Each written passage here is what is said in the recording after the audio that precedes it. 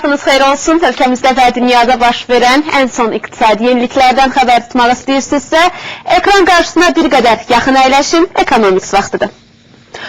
Azərbaycana idxal edilən avtomobillərə nəzarət gücləndiriləcək. Dövlət Gömrük Komitəsinin sədri Aydın Əliyev Avro 4 ekoloji standartına keçidə münasibət bildirərkən belə deyib. Onun sözlərinə görə Avropa ölkələri artıq Avro 5 standartı ilə fəaliyyət göstərir və Avro 6 haqqında düşünür. Ölkəmizdə isə Avro 4 standartının tətbiqi Azərbaycan həqiqətlərinə uyğun qərardır. Artıq Gömrük Komitəsi də bununla bağlı hazırlıq işlərinə başlayıb. Əvvəl, yəni belə deyək, seçmə usulü ilə, laboratoriya müayinəsi ilə keçirdilər.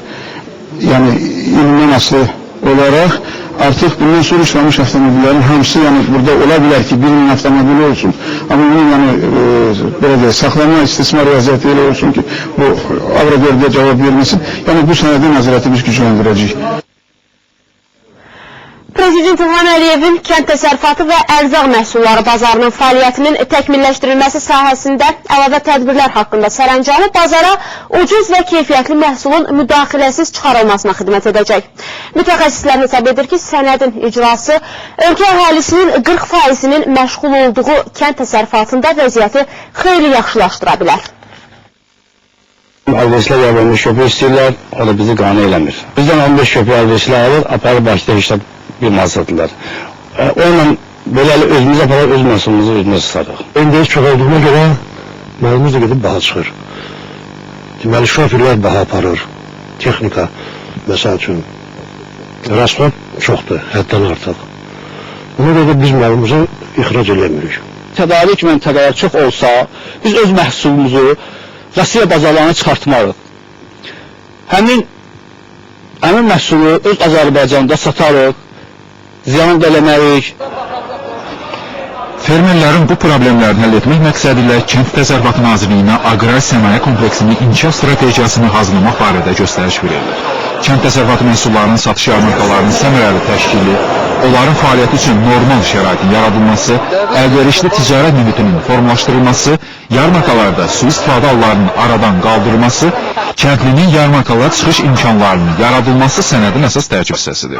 Sənədin spesifik cəhətlərinin biri ondan ibarətdir ki, sənəd fermerin dəstəklənməsi ilə yanaşı, eyni zamanda fermerlərin istehsal etdiyi məhsulların paytaxt və digər bazarlara maneəsiz və dövlətin dəstəyi ilə çıxarılması nəzərdə tutulur. Bu demək ki, fermerlər praktik olaraq istehsal etdikləri məhsulları daha azad və sərbəst şəkildə daxili bazarlara çıxarma imkanına malik olacaqlar ki, bu da təbii ki, onların xərclərinin azaldılmasına və eyni zamanda istehlakçılara daha ucuz kənd təsərrüfatı məhsullarının təqdim edilməsinə imkan yaradacaq.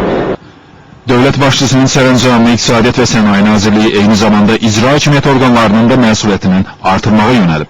Müasir tələblərə uyğun ət kəsmi və satışı mərkəzlərinin yaradılması, istehsalçının şikayət və təklifini dinləmək üçün qaynar xəttin təşkili də aidiyyatı qurumlar qarşısında tələb kimi qoyulub. Kənd təsərrüfatı məhsullarının ixrac potensialının artırılması məqsədilə prosedurların sadələşdirilməsi isə Dövlət Gömrük Komitəsinə həvalə olunub. Dövlət başçısının sərəncamında tədarük satış bazaları, logistik mərkəzlər, qablaşdırma və tara təsərrüfatları, ixtisaslaşdırılmış fermer mağazaları, yaşıl marketlərin yaradılması da yaddan çıxmayıb. Daxili İşlər Nazirliyi və Nəqliyyat Nazirliyi isə kənd təsərrüfatı məhsullarının maneəsiz və tez daşınmasını təmin etməlidir. Azərbaycan bir hələlik özünü taxılla təmin edə bilmir. Biz taxılı ixrac edirik müəyyən hissəsinə xaricdən. Amma bizim imkanımız var, torpaqlarımız var, boş torpaqlarımız, şoralaşmış torpaqlar var. Onları kvalifikasiya etmək, onların üzərində emal işləri aparmaq ki, Azərbaycan özünü misal üçün taxılla inkişaf etsin. Yüngül sənayini inkişaf etdirmək üçün Azərbaycanda barama var, Azərbaycanda pambıq var. Bu istehsal və əvvəla çox yüksək səviyyədə olub. İndi bunu genişləndirmək lazımdır, ona paralel də kənd təsərrüfatı ilə əlaqədar emal sənaye sahələrinin, yüngül sənayini inkişaf etdirmək lazımdır. Sahibkarların da bu sənəddən gözləntiləri böyükdür. Bu sözsüz kənar müdaxilələrin, əngəllərin aradan götürülməsi, məhsulların bazarda satışında qiymətinə əsaslı təsir göstərir. Və bu da sahibkarları daha çox məhsul istehsal etməyə, daha çox qazanclarda əldə etməyə sövq edir. İstehsalçı olaraq mən az pul qazanırdım, onda demək olar ki, onu kənara satanlar daha çox qazanırdım.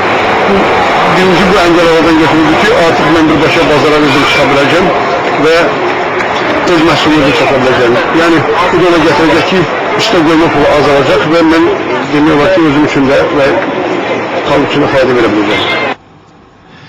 Son məqsəd isə bəllidir. Daxili mənbələr hesabına ölkənin ərzaq təhlükəsizliyini təmin etmək və istehlakçıların ucuz və keyfiyyətli ərzaq məhsulları ilə fasiləsiz təminatına şərait yaratmaq. Rasim Şərifov, Ceyhun Mustafayev, Ceyhun Vəlbəyov, Lider TV. Avropa Komissiyası Birləşmiş Ştatlarla Avropa Birliyi arasında transatlantik azad ticarət zonasının yaradılması barədə aparılan danışıqları müvəqqəti olaraq dayandırıb. Ticarət məsələləri üzrə Avropa Komissarı Karel de Gucht bu barədə açıqlama verib. Danışıqların dayandırılmasının səbəb investorlarla bağlı bəzi məsələləri dəyərləndirmək istəyimizdən irəli gəlir. 3 ay ərzində sahibkarlarla bağlı sorğu keçiriləcək. Onların rəyləri alınaraq dəyərləndirmə aparılacaq. Ticarət zonasının yaradılmasının yalnız müsbət tərəflərini düşünmək olmaz. Hər detal diqqət alınmalı. Danışıqların başlamasından 6 ay keçib və çox uğurlu bir nöqtəyə gəlib çatmışıq. Gömrük və digər maneələrin aradan qaldırılmasından sonra iki tərəfli ticarət dövrəsinin daha da genişlənəcəyini ümid edirik. Avropanın ən iri banklarından biri HSBC Yordaniyadakı nümayəndəliyini satıb. Arab Jordan Investment Bankı ilə aparılan satın alma sazişinin məbləği açıqlanmasa da fevral ayında təhvil təslim işlərinin tamamlanacağı bildirilib. Bank bu yılda xarici aktivlərdən azad olmaq istiqamətində daha bir addım atıb. Son 9 ay ərzində HSBC Rusiya, Tayland, Kolumbiya və Çin kimi əsas bazarlarda daxil olmaqla ümumilikdə 55 nümayəndəliyini satıb. Platin bazarı ciddi təhlükə altındadır. Belə ki, sabahdan etibarən Cənubi Afrika Respublikasında mədənçilərin iri miqyaslı tətilləri başlanacaq. Dünyanın ən iri 3 şirkətinin platin mədənlərində çalışan işçilər əmək haqlarının 2,5 dəfə artırılmasını tələb edəcəklər. İlkin dəyərləndirilməyə görə tətillərə 100 mindən çox işçi qatılacaq. Şirkət nümayəndəlikləri hazırki vəziyyətdə əmək haqlarını qaldırmaq gücündə olmadıqlarını bildiriblər. Dünya bazarında platinin ucuzlaşması şirkətlərin rentabelliyini minimum həddə indirib. Məlumat üçün bildirək ki, dünya platin ehtiyatının 70%-i məhz sözü gedən regionun payına düşür. Qızılın bir ünsiyası bugün 1239 dolara satılıb. Bu 0,17% ucuzlaşma deməkdir. Gümüşün qiyməti 0,3% enib və indi 19 dollar 82 sentə təklif olunur. Platinin qiyməti dəyişməyib. Palladium, mis və alüminium isə ötən gündən nisbətən təxminən 0,5% ucuz satılıblar. Fond bazarlarında sakitlik hökm sürür. Amerika indekslərində çox az dəyişiklik qeydə alınıb. Yaponiyanın Nikkei 225 indeksi 0,6% yüksəlib. Avropa indekslərindən DAX 0,2% ucuzlaşsa da, Böyük Britaniyanın FTSE 100 indeksi cüzi artıb.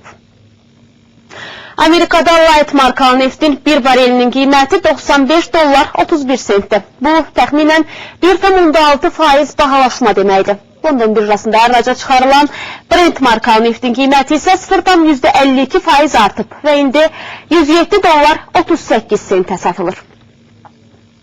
Avro dollar 1,35-38'de, dollar yen 104-35 səviyyəsinə inib, funt sterling dollar isə 1,65-30'a mübadilə olunur. Azərbaycan manatının digər valyutalara nisbətən Mərkəzi Bankın müəyyənləşdirdiyi məzəllələri isə belədir. Dollar 78 qəpik yarım, avro 1 manat 6 qəpik, Rusiya rublu 2,3 qəpik, Türk lirəsi isə 35 qəpik. Bu qədər bugünə olan əsas iqtisadi yenilikləri Economics'də təqdim etdik. Salamat qalın.